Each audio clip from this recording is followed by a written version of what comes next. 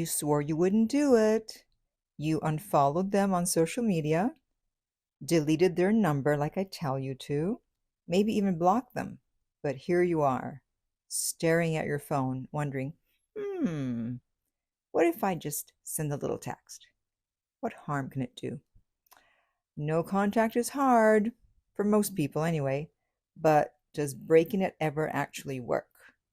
Or does it just set you back to square one? Well, today I'm going to be discussing when breaking it might be okay and when it's a disaster waiting to happen. So stick around because this could save you a lot of heartache. Hi, this is Lucia with The Art of Love. I'm a dating and relationship expert specializing in helping you get an ex back or to get over your ex. Welcome back, my beautiful no contact army. Have you been a good little soldier? If you have, then you've downloaded my app Silencio to help you stay in no contact. The link is underneath every single video and podcast. And if you would like to enlist in our army, just hit subscribe and the bell notification and check out our manual at nocontactsecrets.com where you can read 2 free chapters before you purchase the book. So let's first define no contact in case there's someone listening who's not familiar with it. No contact means cutting off all communication with an ex after you've been dumped. So that means no texting, no calls, no accidental likes on their social media. And people go no contact for 3 main reasons. To heal, because removing triggers helps you to move on. To regain power, since it stops the cycle of begging or chasing. Or to make an ex miss them, since absence often reignites interest. But here's the problem. Our brains love nostalgia. We forget the bad and romanticize the past. So when you break no contact, it's usually for one of the following reasons. Anxiety. You have an anxious attachment style, and you can't handle the uncertainty that comes after a breakup. Loneliness. You miss the connection and the comfort, even if it wasn't a healthy relationship. False hope. You think, well, maybe they've changed their mind and they're scared to reach out. Or they're posting things online to bait you to break no contact, so you convince yourself that you need to reach out first, even though they dumped you. Regret. You regret how you behaved in the relationship or how you acted when things ended. Ego. You just want to know if they still care.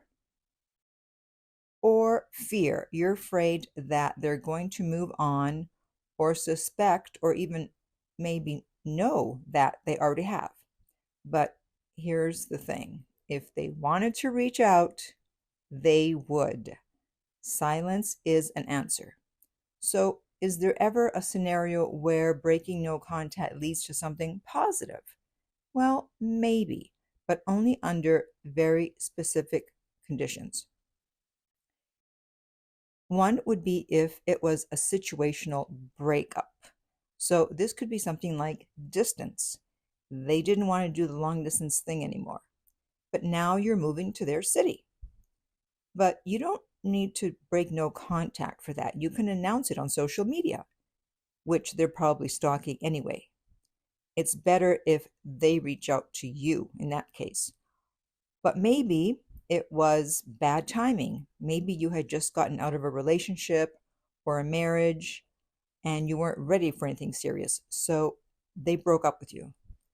So if enough time has passed and you're ready to date again, then you can dip your toes in the water and reach out. But I would first check their social media just to make sure they're not dating anyone. You don't want to get caught up in that.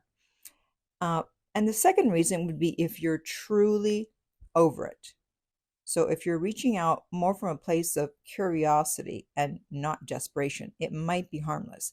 And this means that you're okay with the outcome no matter what it is. So you're not secretly hoping for a reunion.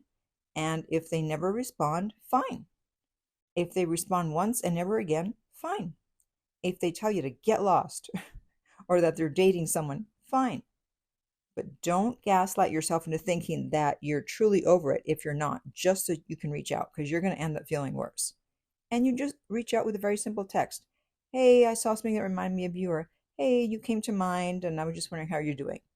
Something casual like that. If they want to respond, they'll respond to pretty much anything you say. So don't overthink it and think you need to send a very important long text, because you don't. Now, let's talk about when breaking no contact is actually a bad idea.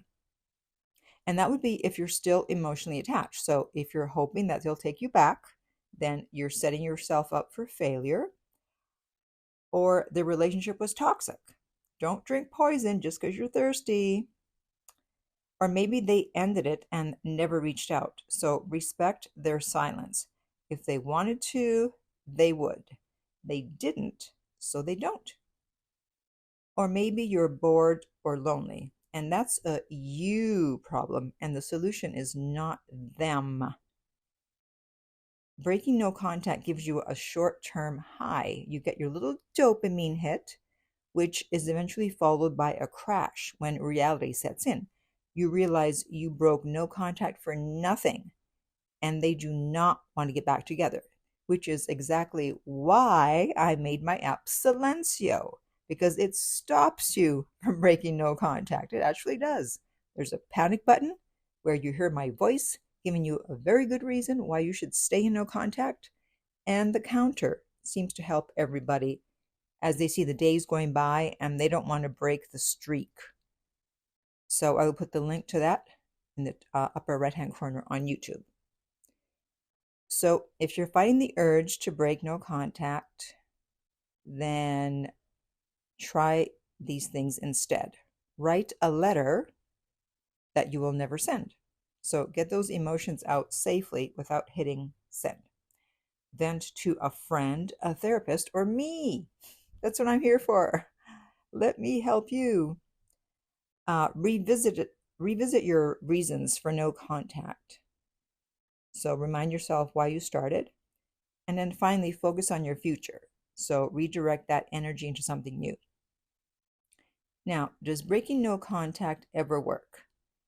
The answer is rarely, and only under the right circumstances. Most of the time, it just reopens old wounds. And if you take one thing from this episode, let it be this: healing is not linear, but every day that you stick to no contact is a day closer to either your ex reaching out or to you moving on, whether it's to someone better or to a stronger version of yourself. Breaking no contact is a gamble, and the odds are usually not in your favor. None of my clients who have broken no contact without my permission have gotten their exes back. Yes, sometimes I do tell my clients that they can break it, but it's always on a case-by-case basis, because breaking it rarely gives you what you actually want, which is someone choosing you as fiercely as you choose them. So now I want to hear from you. Have you ever broken no contact, and what happened? We're all curious to know. So comment below. And if you would like my help to get your ex back, to stay in no contact, you can contact me at theartoflove.net/coaching, and we will send you the rates. They are not on the website. If you found this video helpful, be sure to hit the subscribe button. If you're listening to this as a podcast and want to help the show, then just download this episode.